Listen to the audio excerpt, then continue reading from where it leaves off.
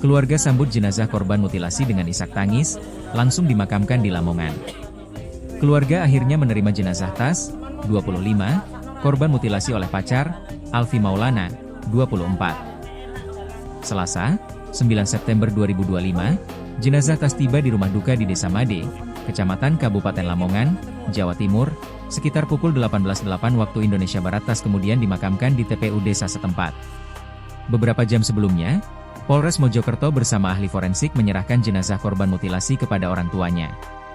Ayah korban berinisial SD, 51, mengenakan topi berjaket hitam, terlihat begitu tegar ketika menerima dokumen dari forensik melalui penyidik Satreskrim Polres Mojokerto. Ia mengapresiasi polisi yang berhasil mengungkap kasus pembunuhan disertai mutilasi yang menimpa putri sulungnya, dengan cepat dan menangkap pelaku. Dirinya berharap, pelaku pembunuhan keji ini dapat dihukum berat sesuai perbuatannya, yang menghilangkan nyawa anaknya secara sadis.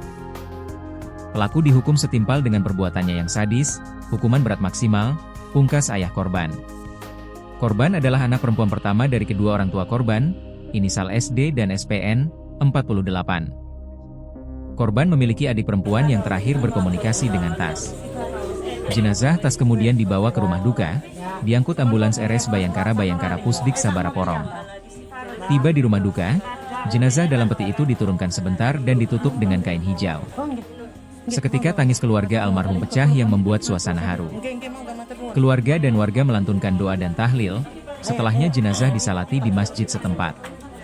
Banyak pelayat dari keluarga, kerabat, warga setempat hingga kawan korban iring-iringan menemai perjalanan jenazah menuju tempat pemakaman. Ketua RW 003, Sukendro menyebut keluarga merasa kehilangan. Padahal harapannya setelah lulus kuliah bisa membantu dan meringankan orang tua dan adiknya.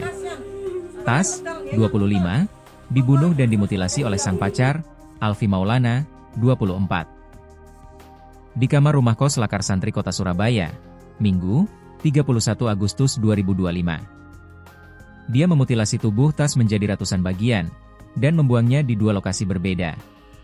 Lokasi pertama pembuangan potongan tubuh adalah kloset kamar kos, dan lahan kosong di dekat rumah kos. Kedua, puluhan potongan tubuh dibuang di jurang tepi Jalan Raya Pacet Cangar, Pacet, Mojokerto, Jawa Timur. Potongan tubuh itu ditemukan warga, Sabtu, 6 September 2025. Minggu, 7, 2025, polisi berhasil menangkap pelaku mutilasi di Surabaya.